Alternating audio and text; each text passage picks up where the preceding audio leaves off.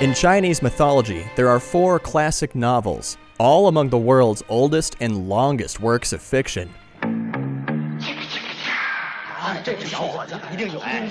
Over the centuries, they've been adapted into different translations, comics, movies, and video games. Some are used as the source material for Sega Saturn titles. Water Margin, a 14th century piece set in the Song Dynasty, tells the story of 108 outlaws.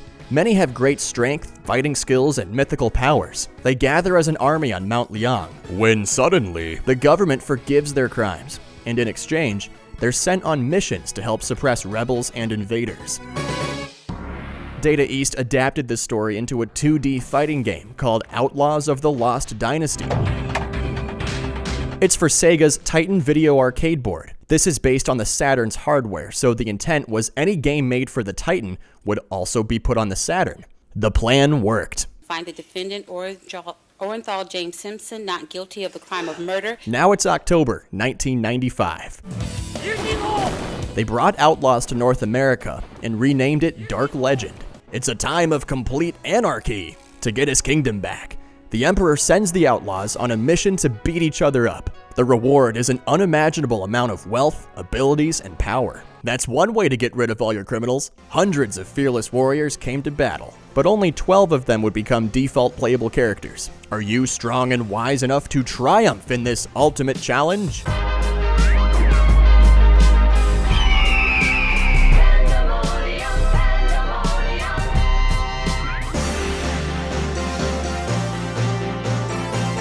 It's the American Saturn's first 2D fighter, with traditional hand-drawn sprites. The influence of Water Margin is made clear. Some of its well-known characters like Wu Song and Lu Jisheng are playable warlords. Some specialize in certain types of weapons like swords and tonfas. Others possess heavenly or demonic powers. Not only is it drawing from the classic novel, it's also taking a lot of notes from popular fighters like Samurai Showdown and Street Fighter. Dark Legend uses the same 6-button layout that our Capcom friends use. Round 1, fight! Top row uses fists, bottom row foots. Buttons to the left are fast and weak, while the right are slower yet stronger. It even has the same scoring system. Their special moves use the same types of button commands: quarter swings, half circles, Z swings, and charge attacks. Unlike Dark Legend's predecessors, some characters have both charge and swing commands. Data East has drawn so much influence from Street Fighter that Capcom sued them in 1994. Shortly before this game, they made fighters history. The people at Capcom thought certain elements, like its Chun-Li character and similar special moves, were taking advantage of Street Fighter II's success. Round 1, fight! Dynamite! In the end, Capcom lost. Naturally, Data East wanted to avoid this. Thus, this was born. Their attacks function exactly how you'd expect them to.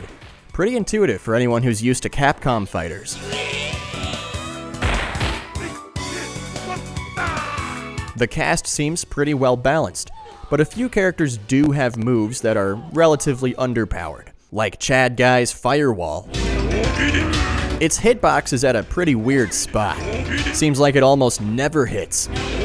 But then he has this fast flaming kick that melts your opponent's health bar, so that kinda makes up for it. This kick can be abused pretty easily. Total Chad Guy move. When you corner someone, juggling with strong punches is relatively easy. One thing I noticed about the AI, computer opponents love jumping at you. So if you have an uppercut, expect to use it quite a bit in one-player mode. Note the sword bars down below. This is not for special moves, it's your weapon meter. Round 1, fight! It starts fully charged at the beginning of round 1. Any move that uses your weapon drains the meter. When it runs out, the weapon breaks, and your moveset switches to fisting. I mean, like punches and kicks. Yeah. This takes a while to run out. The only time it ever broke on me was when a tie game extended the match. The fighting pace is fast enough to hold your interest. Comebacks are very possible. It is by all accounts a good fighter, but it doesn't do much to differentiate from the 16-bit crowd. This looks like a late-age Genesis game. It is one of the Saturn's early games, so developers haven't figured out how to push its limits, but both Astal and Rayman already showed better sprites were possible at this stage of the console's life. In its defense, the sprite scaling looks pretty smooth when the camera has to zoom out. I also never encountered any slowdown, and its appearance is pretty colorful. The stages are well detailed, but most of them have no movement. They're just stills. You'll notice some of the stages appear multiple times in arcade mode, so it might seem like they didn't put in a unique stage for each character. But this is false. At least one stage is assigned to a group of characters. Many do have their own battleground.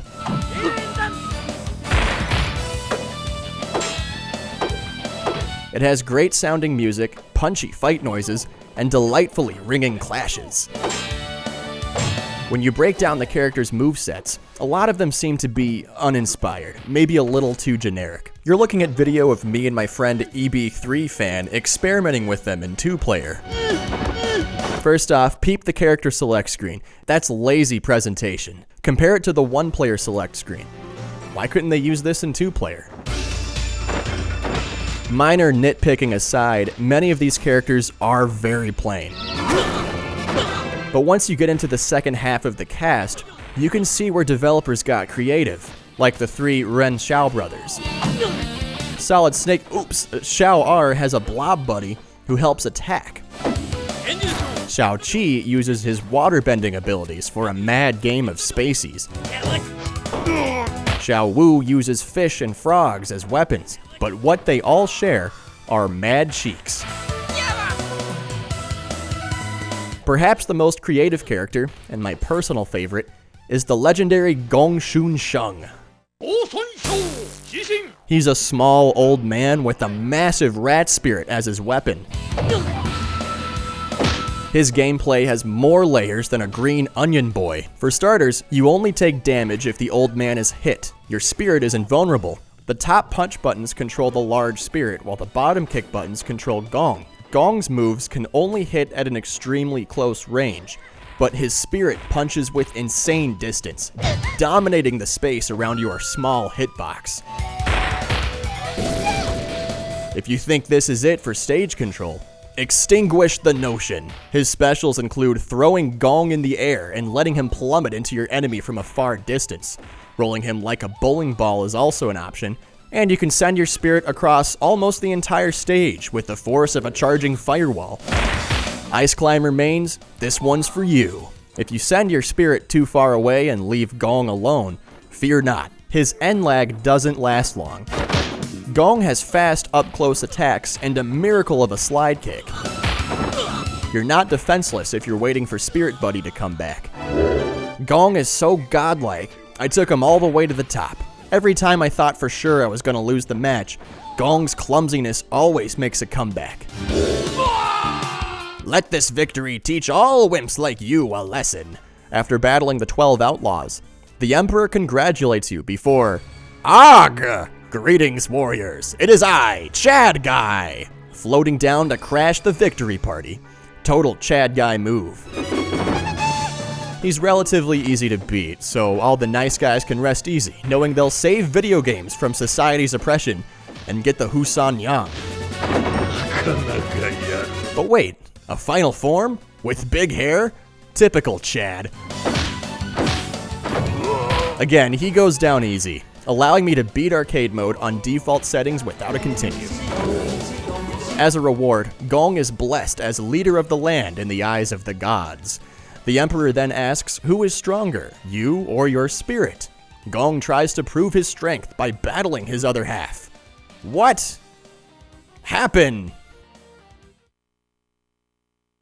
Whoever designed this character deserves a raise. I hope the man or woman responsible got to make their own fighting game sometime down the line and had complete control over the characters and movesets.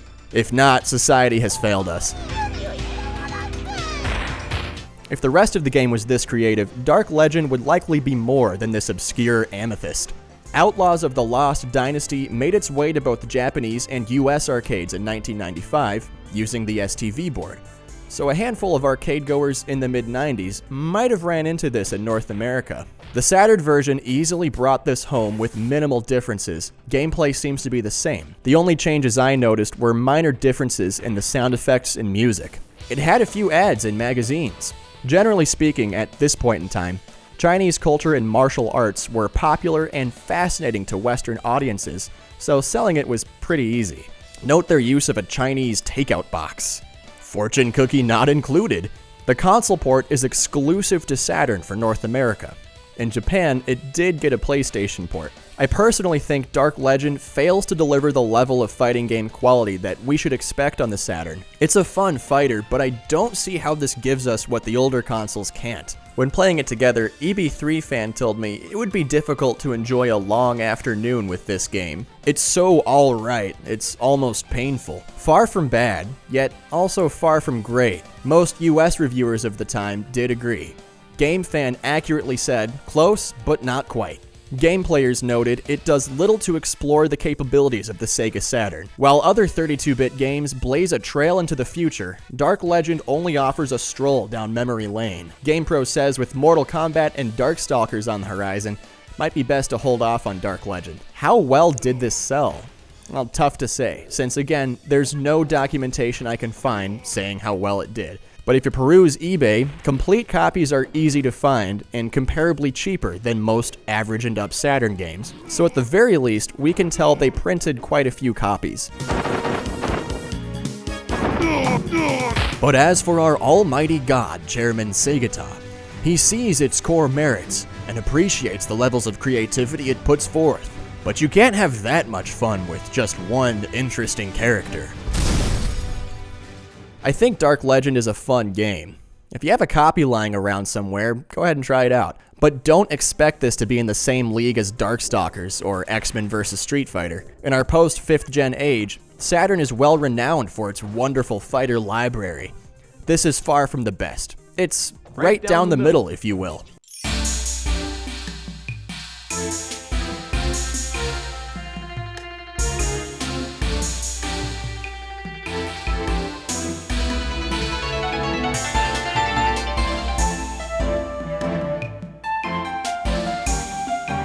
Fun fact! Ever played the legendary RPG Suikoden?